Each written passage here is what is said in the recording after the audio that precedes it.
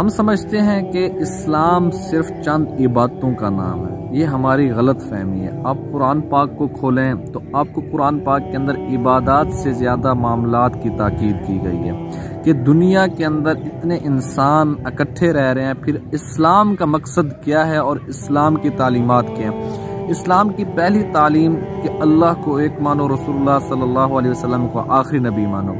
उसके बाद इस्लाम ने ये बताया है कि मुसलमान का आपस में क्या ताल्लुक है। इन्नमल मुमिनून इख्वतुन फअस्लिहू बैन अखवैकुम। अल्लाह रब्बुल इज़्ज़त फरमाते हैं कि मोमिन आपस में भाई हैं। जिसने कलमा पढ़ा वो आपस में भाई बन चुके हैं।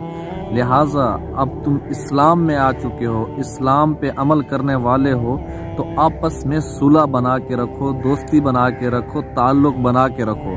छोटी छोटी दुनिया की चीज़ें, धोखे की चीज़ों में आकर आपस में ताल्लुक ना तोड़ो।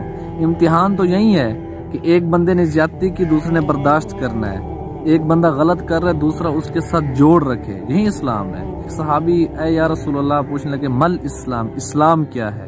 आप सल्लल्लाहु अलैहि वसल्लम ने फरमाया तीबुल कलाम, इस्लाम की शुरुआत मीठे बोल से होती है।